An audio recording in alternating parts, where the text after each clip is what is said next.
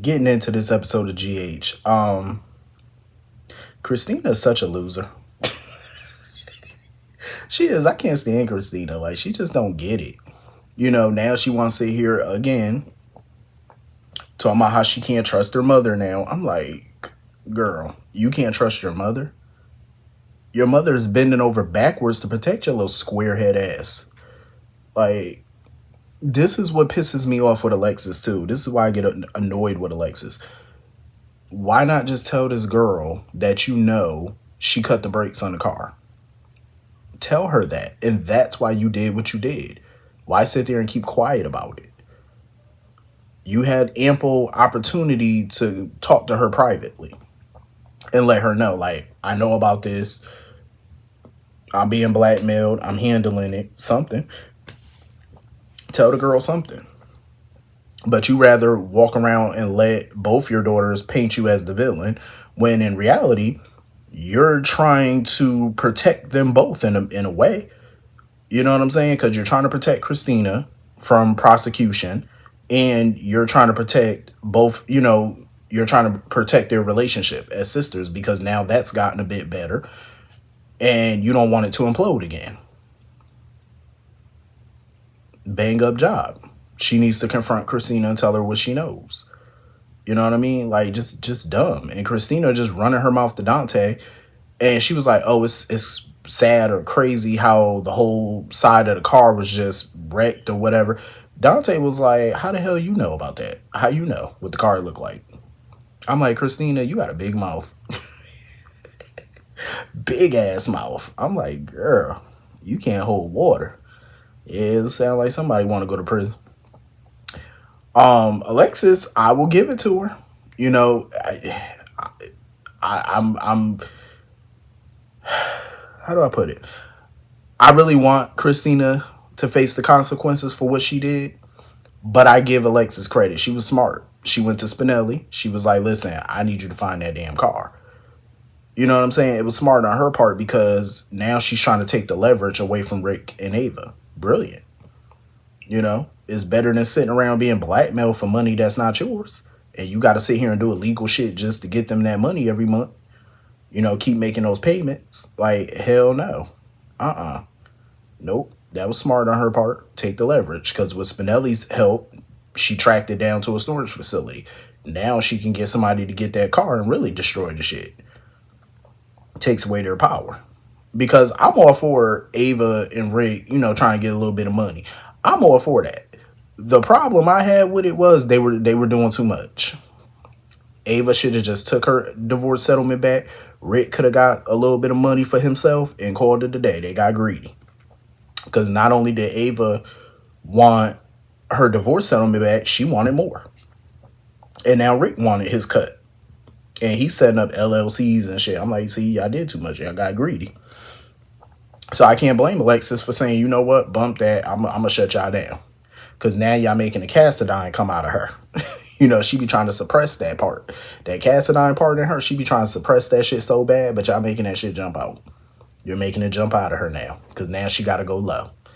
She got to shut y'all down. I ain't mad at it.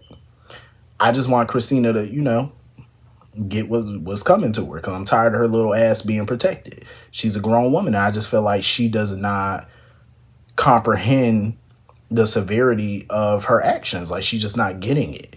You know what I mean? And it's like Sonny and Alexis covering it up every 5 minutes is not doing that girl any favors. It's really not. It's creating a bigger monster. That's all it's doing. So I was hoping that Alexis would have just sat back and said, the hell with it. I'm going to let it flow. Let you get yours. But nope, she had to jump in there and try to protect her. So I'm like, ugh, you're going to regret that one. Because I just feel like Christina going to get worse, worse, and worse. So anyway, moving on from that. Rick got himself a brand new damn sports car. See, being flashy. Should have got you a little Mini Cooper or something. Being over here being flashy and shit. Liz is starting to remember little things or whatever about having flashbacks about telling him to slow down or whatever the case.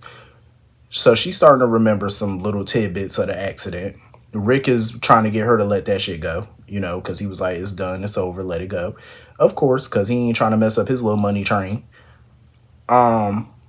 Lucky over here playing double agent. When she told him what she remembered, he's sitting over here, oh, well, if you remember anything else, let me know. Of course, Lucky want her to remember something and let him know because he trying to cover his ass. He trying to cover Christina's ass. That's all it is. And I can't wait for Liz to find out what he doing. The fact that he knew for since the accident that Christina did it, and you helped her cover the shit up. And you weren't honest about it. I hope she dumped the little bum. Truth be told, I hope she do. I hope she dump his little ass. Because that's trifling to me. That is so trifling. Like, you could have just told her that Christina did it, and she felt remorse and she felt this, that Liz might have listened to you and might not even have pursued charges.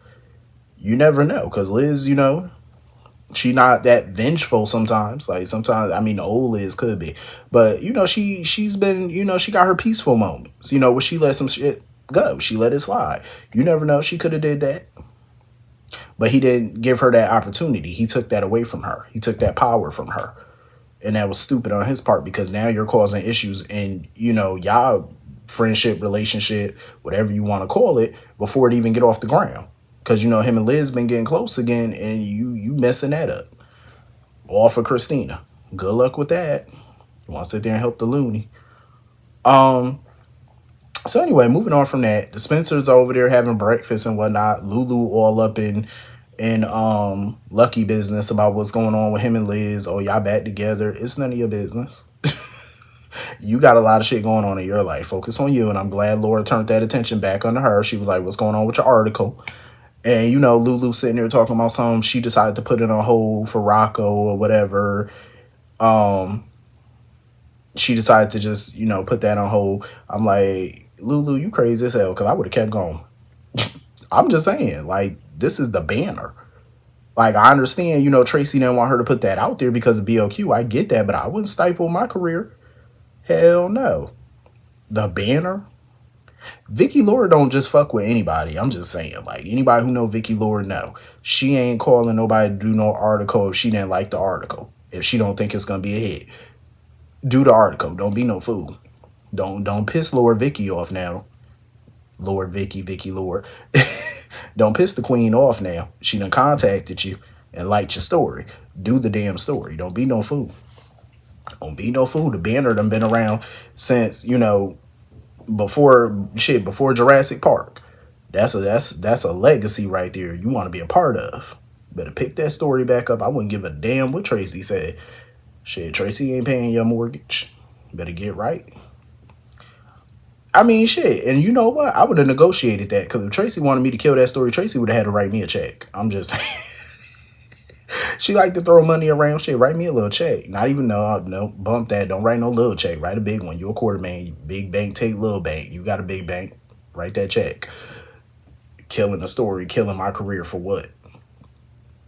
You just bought that damn house, rented that house, whatever you did, got all that damn new furniture. You better get your money. Stop playing. So the councilman brought his little raggedy ass over there with his little cheap suit. Coming over there, being all rude and disrespectful, had the audacity to bring up Rocco and his drinking. Lulu jumped up out that seat. Lulu was ready to set it off, and I ain't even mad at her, because no, you got a problem with my mama, that's your business. But you ain't gonna bring up my child. That's what you're not gonna do. You could have got your ass jumped.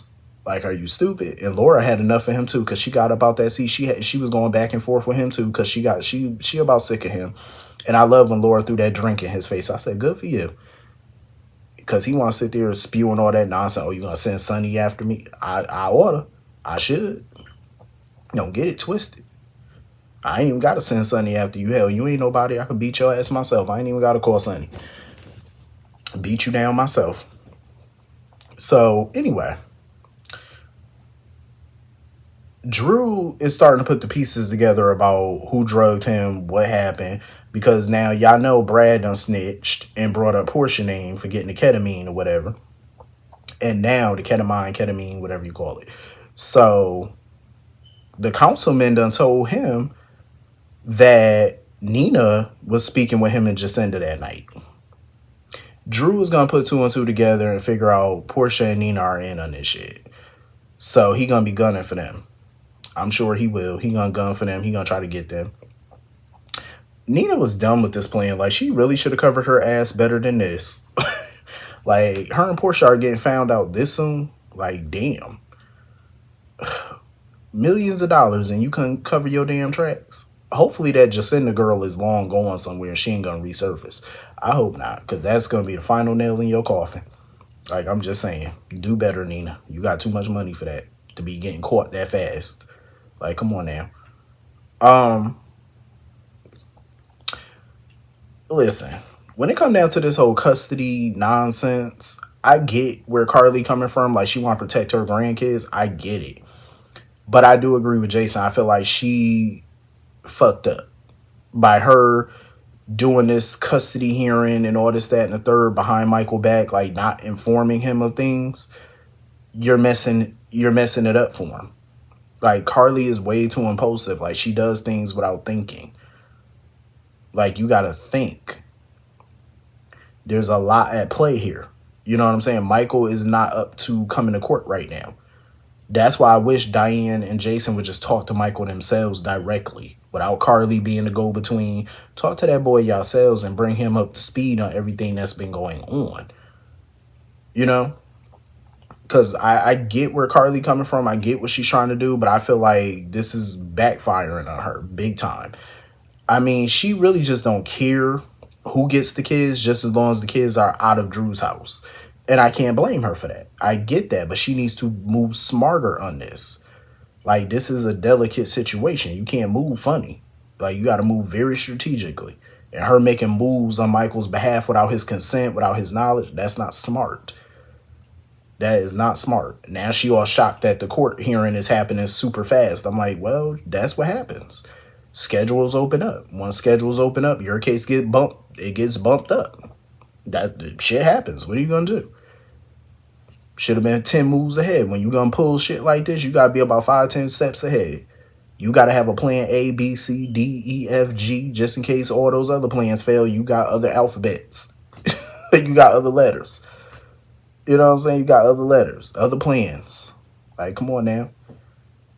Everybody know the first one don't always work, and neither does the second. You got to have a plan 3, 4, 5, 6, 7, 8. Hell, do it. Come on now. Be smarter. But you know Diane gonna work her magic. She gonna do what she got to do. Because the only thing she got at her disposal right now is the whole Jacinda Drew situation. She could play that out. You know what I mean? Like, she could put that out there. But Drew done went and got tested and trying to prove that he was set up. So it's a complex situation right now. It could go either way. But Carly need to do better. She need to, come on, think. Now they done hired Rick. I'm like, where the hell is Martin at? Martin was her lawyer. Now Rick is her lawyer. Kentucky Fry, I don't know where he been at. But Drew, I feel like Drew can't go any lower than he already sunk. Like, this man sinks lower and lower and lower. Like, he's beyond hell at this point. Like, he ain't even in hell. He's beyond that. You can't even tell that man to go to hell. You done sunk lower than hell. You at the bottom of the barrel. Like, seriously.